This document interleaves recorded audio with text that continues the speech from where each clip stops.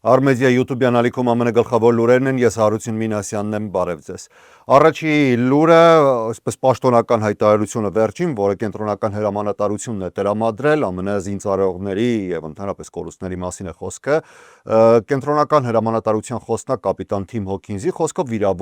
վիրավորվել է 303 ամերիկացի զինծառայող, նրանցից 273-ը վերադարձել են ծառայության, սակայն 30 զինծառայող դեռևս շարունակում է ապաքինումը, որոնցից 10-ի վիճակը գնահատվում է ծանր։ Պաշտոնական տվյալներով Իրանի դեմ պատերազմի մեկնարկից ի վեր մարտական գործողությունների ընթացքում զոհվել է 13 ամերիկացի զինծառայող։ Պատերազմական թեմաներով ավելի մանրամասն, Իրանի հետ Իսրայելի եւ ԱՄՆ-ի պատերազմը շարունակվում է։ Իսրայելը նոր հարվածներ է հասցրել Իրանի ռազմավարական եւ միջուկային օբյեկտներին, էապես խորացնելով արդեն 1 ամիս շարունակվող ռազմական բախումը։ Թիրախում հայտնվել են այնպիսի կարևոր օբյեկտներ, ինչպիսիք են ծանր ջրի արտադրության գործարանները եւ ելոքեկ ուրանի խտացված ձևի արտադրությամբ զբաղվող կենտրոնները։ Սրանք համարվում են Իրանի միջուկային ծրագրի առանցքային բաղադրիչներ։ Թեհրանը պաշտոնապես հաստատել է հարվածները, սակայն հայտարարել է, որ ճառագայթման արտահոսք կամ շրջակա միջավայրի աղտոտում չի գրանցվել։ Միևնույն ժամանակ այս հայտարարությունը չի նվազեցրել լարվածությունը, այլ ընդհակառակը իրավիճակը արագորեն տեղափոխվել է բաց էսկալացիայի փուլ։ Իրանի արտգործնախարարությունը խիստ հայտարարությամբ է հանդես եկել, ընդգծելով, որ Իսրայելը կվճարի ծանր գիրն այս հարվածների համար։ Պաշտոնական Թեհրանը պնդում է, որ հարձակումներն իրականացվել են ԱՄՆ-ի հետ համակարգմամբ, ինչը կարող է հակամարտությանը ներգրավել ավելի լայն ուժեր։ Իսլամական հեղափոխության պահապանների կորպուսը հայտարարել է, որ պատասխան գործողություններն արդեն նախապատրաստվում են։ Ըստ նրանց այս անգամ խոսքը պարզապես համաչափ պատասխանի մասին չէ։ Թեհրանը պատրաստվում է հարվածել այնպիսի թիրախների, որոնք կապված են ԱՄՆ-ի եւ Իսրայելի ռազմավարական շահերի հետ տարածաշրջանում։ Ավելին, Իրանը արդեն նախազգուշացրել է տարածաշրջանում գործող մի շարք ընկերությունների եւ արդյունաբերական օբյեկտների աշխատակիցներին, հատկապես նրանց, որոնք կապ ունեն ամերիկյան կամ իսրայելական կապիտալի հետ, անհապաղ լքել իրենց աշխատատեղերը սպասվող հարվածների վտանգի պատճառով։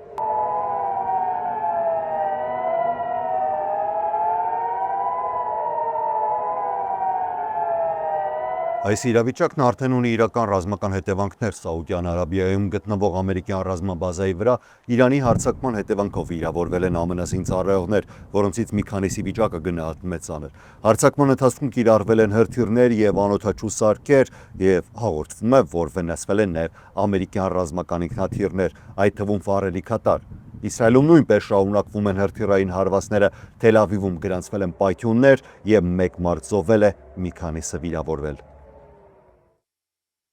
Երկրորդ ուղղությունը, որը նույն հակամարտության մաս է կազմում, Հեզբոլլահն է։ Իսրայելը հայտարարել է, որ պատրաստվում է վերահսկողություն հաստատել Լիբանանի հարավային տարածքների մի մասի վրա, ստեղծելով անվտանգության գոտի Հեզբոլլահի հրթիռային սպառնալիքը նվազեցնելու համար։ Ավելի վաղ Իսրայելի պաշտպանության նախարար Իսրայել Կացը հայտնել էր, որ բանակը նախատեսում է զբաղեցնել տարածքներ մինչև Լիթանի գետը, Իսրայելի սահմանից մոտ 20 մղոն դեպի հյուսիս։ Խոսքը վերաբերում է Լիբանանի տարածքի մոտավորապես 1/10-ին։ Մարտի սկզբից ի վեր Իսրայելը կոչ է արել այդ տարածքի բնակիչներին լքել իրենց տները, երբ Հեզբոլլահը հրթիռներ արձակեց Իսրայելի ուղղությամբ։ Իսրայելական ուժերն արդեն ստեղծել են ռազմական դիրքեր այդ շրջաններում, ոչնչացրել կամուրջներ, քանդել գյուղերի տները։ Վարչապետ Բենյամին Նեթանյահուն հայտարարել է, որ գործողությունների նպատակն է ընդլայնել անվտանգության գոտին, հեռացնելով Հեզբոլլահի հրթիռային սպառնալիքը Իսրայելի բնակավայրերից։ Նմանատիպ ռազմավարություն Իսրայելը կիրառել է նաև Գազայում եւ Սիրիայում։ Պաշտպանության նախարար Կացը նշել է, որ Լիբանանում գործողությունները հիմնված են Գազայի Ռաֆա եւ Բեյթ Հանուն քաղաքների մոդելի վրա, որտեղ իսրայելական ուժերը գրեթե ամբողջությամբ ոչնչացրել են սահմանամերձ տարածքները,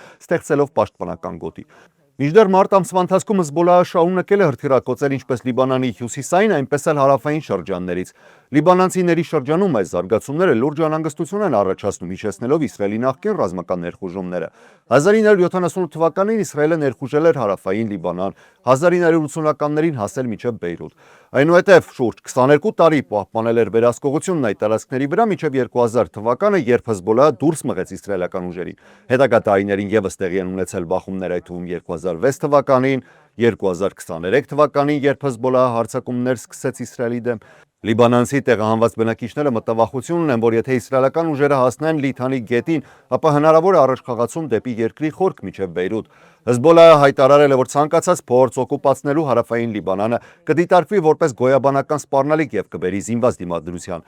Լիբանանի պաշտոնական տվյալներով հակամարտության հետևանքով զոհվել է ավելի քան 1000 մարդ, իսկ ավելի քան 1 միլիոն բնակիչ ստիպված է եղել լքել իր տունը։ Իրանի արտաքին գործերի նախարար Աբբաս Արաղչին ՄԱԿ-ի մարդու իրավունքների խորհրդում հանդես է եկել կոշտ հայտարարությամբ մեղադրելով Միացյալ Նահանգներին եւ Իսրայելին ռազմական հանցագործությունների մեջ, մեջբերելով մասնավորապես Իրանի Մինաբ քաղաքում դպրոցի վրա իրականացված հարվածը։ Նրա խոսքով այս պատերազմը բացահայտ անարդար ու դաժան ագրեսիա է, որը սկսվել է փետրվարի 28-ին, երբ Իրանը եւ Միացյալ Նահանգները դեռևս գտնվում էին դիվանագիտական գործընթացում Իրանի միջուկային ծրագրի շուրջ տարաձայնությունները լուծելու նպատակով։ Արաղչին հայտարարել է, որ այդ հարվածը դիվանագիտության նկատմամբ հերթական դավաճանությունն էր եւ ընդգծել է, որ հատկապես ծանր հետևանքներ է ունեցել Մինաբի Շաջարաթ Հայաթա տարրական դպրոցի վրա իրականացված հարձակումը, որի հետևանքով զոհվել են ավելի քան 175 աշակերտ եւ ուսուցիչ։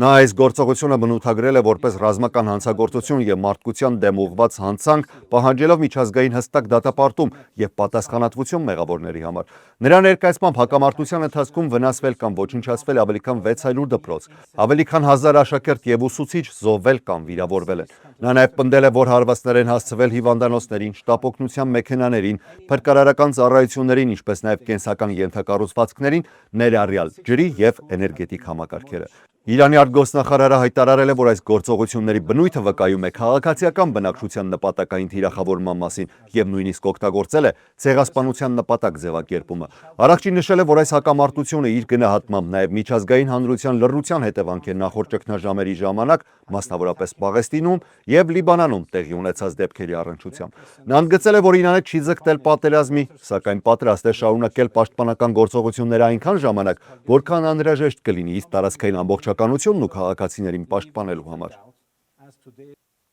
Միացյալ Նահանգների պետքարտուղար Մարկո Ռուբիոն Ֆրանսիայում G7 երկրների արտաքին գործերի նախարարների հանդիպումից հետո հանդես է եկել մամուլի ասուլիսով, ներկայացնելով Վաշինգտոնի դիրքորոշումը միջազգային հիմնական ճգնաժամերի վերաբերյալ։ Ռուբիոն հայտարարել է, որ Միացյալ Նահանգները շատ մոտ է Իրանի դեմ իր ռազմական նպատակների իրականացման, ընդգծելով, որ գործողությունները կարող են ավարտվել մոտ ապագայում։ Նա նաև ընդգծել է, որ Միացյալ Նահանգները չի քննարկում ռազմական ծրագրերը հրապարակայնորեն, սակայն վստահ է գործողությունների արդյունավետության մեջ, նշելով, որ դրանք ընթանում են նախատեսվածից արագ։ Ռուբիոն քննադատել է Իրանի իշխանություններին, նրա խոսքով նրանք տարիներ շարունակ օգտագործել են երկրի ռեսուրսները ահաբեկչական խմբավորումներին աջակցելու, հրթիռներ եւ զենքեր զարգացնելու նպատակով։ Միաժամանակ նա ընդգծել է, որ Միացյալ Նահանգները չի պայքարում Իրանի ժողովրդի դեմ, այլ գործող վարչակարգի։ Արձագանքելով Իրանի արտգործնախարարի հայտարարություններին, հերքել է ցեղասպանության վերաբերյալ մեղադրանքները ու կրկին շեշտել, որ տարածաշրջանի հիմնական խնդիրների մեծ մասը կապ ունի Իրանի գործողությունների հետ։ Հորմուզի նեղուցի հարցում նա ընդգծել է, որ որևէ փորձ վերահսկելու կամ վճարովի դարձնելու միջազգային այս կարևոր ուղին անընդունելի է եւ հակասում է միջազգային իրավունքին։ Նրա խոսքով նման սցենարի դեպքում միջազգային հանրությունը պետք է միասնական արձագանք տա։ Ռուբիոն նաև հավելել է, որ G7 երկրների մի մասը պատրաստակամություն է հայտնել մասնակցել հետպատերազմյան անվտանգային մեխանիզմների ստեղծմանը, ապահովելու նավարկությունը նեղուցում։ Ռուսաստան-Ուկրաինա պատերազմի վերաբերյալ Ռուբիոն նշել է, որ Վաշինգտոնը շարունակում է աջակցել դիվանագիտական լուծման հնարավորությանը, պատրաստ լինելով միջնորդական դեր ստանձնել, սակայն նրա խոսքով վերջնական որոշումներ կախված են կողմերից եւ եթե փոխզիջումներ չլինեն, պատերազմը կշարունակվի։ Նա նաև անդրադարձել է ռազմական մատակարարումների հարցին, նշելով, որ Միացյալ Նահանգները առաջնահերթություն է տալիս սեփական ազգային անվտանգության կարիքներին եւ անհրաժեշտության դեպքում կարող է վերանայել զենքի բաշխումը։ Ռուբիոն նաև հայտարարել է, որ Ռուսաստանի կողմից Իրանին աջակցությունը չի ազդում ԱՄՆ գործողությունների արդյունավետության վրա։ Իրանի հետ պատերազմում Միացյալ Նահանգների եւ դաշնակիցների հիմնական խնդիրը անօդաչուների եւ հրթիռների դեմ պայքարն է։ Հակաօդային պաշտպանության համակարգերը, որոնք որսում են իրանական հրթիռները եւ անօդաչուները, դառնում են ավելի ու ավելի ոչ կայուն։ Եկեք դիտարկենք ինչու։ Էժան հարձակողական անօդաչուները փոխում են ժամանակակից պատերազմի ձևը, հնարավորություն տալով ավելի փոքր եւ քիչ ֆինանսական ռեսուրս ունեցող երկրներին պատասխան հարվածներ հասցնել։ Պարզ ասած, Միացյալ Նահանգները եւ նրա դաշնակիցները երբեմն օգտագործում են միլիոնավոր դոլար արժողությամբ հրթիռներ, սա որևէ մեկի համար գաղտնիք չէ, որպեսզի խոցեն ընդամենը տասնյակ հազար դոլար արժողությամբ դրոններ։ Ամերիկյան գործարաններում կառուցված ռմբակոծիչները կրում են բրիտանական թագավորական ուժի հայտնի նշանները։ Տասնամյակներ շարունակ հարուստ երկրներն էին իշխում երկնքում, քանի որ նրանք կարող էին իրենց թույլ տալ թանկարժեք օդանավեր եւ բարձր պատրաստվածություն ունեցող անձնակազմ։ Օրինակ, Միացյալ Նահանգներն ունի աշխարհի ամենաթանկ ինքնաթիռներից եւ ռմբակոծիչներից, եւ դրանք լայնորեն օգտագործում է Operation Epic Fury գործողության ընթացքում։ Բայց այս անգամ խաղի մեջ է մտնում նոր գործիք։ FLM 136 Լուկասը ցածրարժեք անօդաչու մարտական համակարգ է։ Դա միակողմանի հարձակման անօդաչու է։ Այն շատ նման է Իրանի Շահեդ դրոններին։ Իրանը տարիներ շարունակ արտադրել եւ մատակարարել է այս դրոնները իր դաշնակիցներին, այդ թվում Ռուսաստանի։ Ուկրաինայի պատերազմում երկու կողմերն էլ լայնորեն օգտագործում են անօդաչուները, փոխելով պատերազմի ձևը, որը նախկինում հիմնված էր տանկերի, հրետանու վրա, դարձնելով այն արդեն դրոնների պատերազմ։ Այժմ Իրանը օգտագործում է դրանք լայն մասշտաբով, իսկ Միացյալ Նահանգները փորձում է հասնել այդ տեմպերին։ Անօդաչու սարքերը շատ էժան են արտադրության մեջ, մեկ շահեդ դրոնի արժեքը գնահատվում է մոտավորապես 20,000-ից 50,000 դոլար, մինչդեռ մեկ ամերիկյան Patriot հակահրթիռային համակարգի հրթիռը արժե մոտ 4 միլիոն դոլար։ Այս գումարով կարելի է ձեռք բերել մոտ 115 հարձակողական դրոն, յուրաքանչյուրը մոտ 35,000 դոլար արժեքով։ Լուկաս եւ շահեդ դրոններն ունեն նման կառուցվածք՝ աերոդինամիկ կթամաս, թևերի վրա երկուական կառավարման թևիկներ եւ պրոպելերային շարժիչ ջերմային հայտնաբերումից խուսափելու համար։ Պատերազմի առաջին շաբաթում Իրանը հարյուրավոր հրթիռներ եւ ավելի քան 1000 անօդաչու է արձակել Իսրայելի եւ ԱՄՆ դաշնակից Պարսից ծոցի երկրների ուղղությամբ։ Այն հիմնվել է քանակների վրա, ոչ թե ճշգրտության, միաժամանակ արձակելով մեծ թվով դրոններ հակաօդային պաշտպանությունը ծանրաբեռնելու համար։ Ենթադրվում է, որ Իրանը կարող է ամսական արտադրել մինչև 10,000 նման դրոն, իսկ Միացյալ Նահանգները շարունակում է հենվել թանկարժեք եւ բարձր պատրաստվածություն պահանջող ավիացիայի վրա։ Այսպիսով հարձակումը դարձել է բավականին էժան։ Բայց հակաօդային պաշտպանությունը ավելի ու ավելի թանկ։ 2025 թվականի հուլիսին պաշտպանության նախարար Փիթ Հեքսեթը հանձնարարել է Պենտագոնին արագացնել նման փոքր դրոնների արտադրությունը։ Բանակները խնդրի առաջ են կանգնած ու փորձում են գտնել նոր լուծումներ պայքարելու էժան դրոնների դեմ, ստեղծելով էլեկտրոնային խափանիշներ, որսացող դրոններ եւ բարձր էներգիայի լազերներ։ Այս համակարգերը խոստանում են նվազեցնել պաշտպանության արժեքը, բայց դրանց մեծ մասը դեռևս պատրաստ չէ կիրառման։ Հիմնական հարցը մնում է. արդյոք այդ հակադրոնային տեխնոլոգիաները կզարգանան բավականին արագ եւ էժան, որպեսզի հասցնեն հարձակման տեմպերին, թե պաշտպանությունը կշարունակի հենվել այդուամենայնիվ թանկարժեք համակարգերի վրա։ Իրանի հետ կապ ունեցող կիբերհարձակման խումբը կարողացել է ներթափանցել ԱՄՆ Դաշնային հետաքննությունների բյուրոյի տնօրեն Քեշ Պատելի անձնական էլեկտրոնային փոստի հաշիվ։ FBI-ը պաշտոնապես հայտարարել է, որ տեղյակ է իրականացված գործողության մասին եւ ընդգծել, որ արդեն ձեռնարկվել են բոլոր անհրաժեշտ քայլերը հնարավոր ռիսկերը նվազեցնելու համար։ Միևնույն ժամանակ բյուրոն շեշտել է, որ խոսքը վերաբերում է միայն անձնական եւ պատմական բնույթի տվյալների եւ որևէ պետական կամ գաղտնի տեղեկատվություն չի արտահոսել։ Հարձակման պատասխանատվությունը ստանձնել է Հանդալահակ թիմ անունով հայտնի հակերային խումբը, որը նախկինում եւս կապվում էր Իրանի հետ։ Խումբը հրապարակել է Պատելի լուսանկարներ եւ ըստ երևույթին նրա ռեզյումեի պատճեն, որը ներառում է անձնական էլեկտրոնային հասցեն։ Արդարադատության նախարարությունը այս ամսվա սկզբին առգրավել էր Հանդալա խմբի հետ կապված 4 ինտերնետային դոմեյն, փորձելով խափանել Իրանի հետ կապված կիբերհարձակումներն ու միջազգային ճնշման գործողությունները։ Հետաքրքիր է, որ նույն օրը, երբ այդ դոմեյնները առգրավել են, գրանցվել է նաև այն դոմեյնը, որը հետագայում օգտագործվել է Պատերի էլեկտրոնային փոստի վրա հարձակման համար։ Պետդեպարտամենտը հիմա հայտարարում է, որ պատրաստ է 10 միլիոն դոլարի պարգևատրում տրամադրել այն տեղեկությունների համար, որոնք կօգնեն բացահայտել եւ նույնականացնել Հանդալա խմբի անդամներին։ ՄԱԿ-ի գլխավոր քարտուղարի ներկայացուցիչ Ստեֆան Դյուժարիկը Նյու Յորքում անցկացված ճեպազրույցում անդրադարձել է Մերձավոր Արևելքում սրվող իրավիճակին կապված Միացյալ Նահանգների, Իսրայելի եւ Իրանի միջև շարունակվող հակամարտությանը։ Դյուժարիկը հայտարարել է, որ Հորմուզի նեղուցում ծովային առևտրի հնարավոր խափանումները կարող են լուրջ հետևանքներ ունենալ, ազդելով ինչպես հումանիտար իրավիճակի, այնպես էլ գյուղատնտեսական արտադրության վրա առաջիկա ամիսներին։ ՄԱԿ-ի գլխավոր քարտուղարը այս պայմաններում ստեղծել է հատուկ աշխատանքային խումբ, որի նպատակն է մշակել տեխնիկական մեխանիզմներ հումանիտար կարիքները ապահովելու համար Հորմուզի նեղուցում։ Այս նախաձեռնությանը մասնակցում են ՄԱԿ-ի տարբեր կառույցներ, ինչպես նաև միջազգային կազմակերպություններ, այդ թվում ՄԱԿ-ի առևտրի եւ զարգացման համաժողովը, միջազգային ծովային կազմակերպությունը եւ միջազգային առևտրի պալատը։ ՄԱԿ-ում ընդգծել են, որ այս նախաձեռնությունը չի վերաբերում նավթային առևտրին, այլ ուղղված է բացառապես հումանիտար հետևանքների մեղմմանը։ Դյուժարիկը նաև հաստատել է, որ գլխավոր քարտուղարը ակտիվ դիվանագիտական կապի մեջ է տարբեր երկրների հետ, այդ թվում Իրանի, Եգիպտոսի, Պակիստանի եւ այլ պետությունների ներկայացուցիչների հետ, փորձելով նպաստել հակամարտության քաղաքական կարգավորմանը։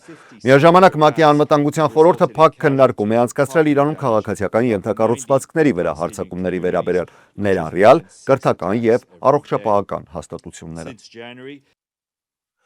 Նավթի գները այսօր աճել են, սակայն պատրաստվում են ընդհանուր առմամբ գրանցել առաջին շաբաթական ակումը փետրվարի սկզբից ի վեր։ Շուկաների հստատանումները տեղի են ունենում այն բանից հետո, երբ նախագահ Դոնալդ Թրամփը երկարաձգեց Իրանի էներգետիկ օբյեկտների դեմ հնարավոր հարվածների դադարեցումը։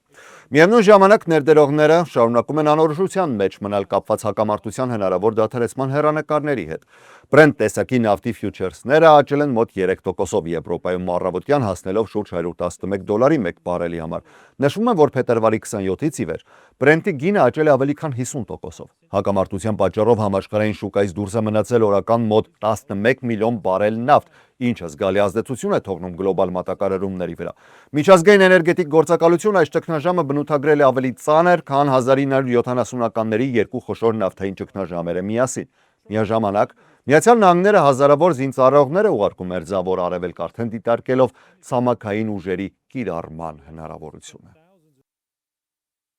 Նախագահ Դոնալդ Թրամփն այսօր ստորագրել է գործադիր հրամանագիր, որով նախատեսվում է վճարել տրանսպորտային անվտանգության վարչության TSA-ի աշխատակիցներին կոնգրեսում ձախողված ֆինանսական համաձայնագրից հետո։ Սպիտակ տան փոխանցմամբ այս քայլը միտված է թեթևացնելու երկրի խոշոր օդանավակայաններում ստեղծված ծանր իրավիճակը, որտեղ վերջին շաբաթներին ձևավորվել են երկար հերթեր ու լուրջ խափանումներ։ Ներքին անվտանգության նախարար Մարկ Մալինը հայտարարել է, որ TSA-ի աշխատակիցները կարող են արդեն երկուշաբթիից սկսած ստանալ իրենց աշխատավարձերը։ Այս որոշումն ընդունվել է քաղաքական լուրջ հակասությունների ֆոնին։ Ներկայացուցիչների պալատի հանրապետականները մերժել են Սենատի կողմից ընդունված օրինագիծը։ Ներկայացուցիչների պալատի խոսնակ Մայք Ջոնսոնը հայտարարել է, որ հանրապետականները պատրաստվում են առաջ քաշել այլ տարբերակ ամբողջ նախարարությունը ֆինանսավորելու գործող մակարդակով մինչև մայիսի 22-ը։ Հանրապետականների հիմնական դժգոհությունը կապված է այն բանի հետ, որ Սենատի տարբերակը չի ներառում լրացուցիչ ֆինանսավորում ներգաղթի վերահսկողության հիմնական կառույցներին, այսին եւ սահմանային պահպանության ծառայության համար։ Դեմոկրատները հրաժարվում են այդ կառույցներին ֆինանսավորում տրամադրել առանց ներգաղթի քաղաքականության սահմանափակումների։ Սենատի դեմոկրատական առաջնորդ Չակ Շումերն արդեն հայտարարել է, որ ներկայացուցիչների պալատի այս առաջարկը եւս չի անցնի Սենատում, ինչը նշանակում է, որ փակուղին շարունակվելու է։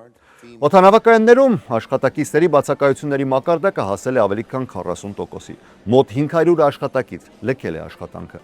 Միայն մեկ օրում ավելի քան 3100 աշխատակից չի ներկայացել աշխատանքի։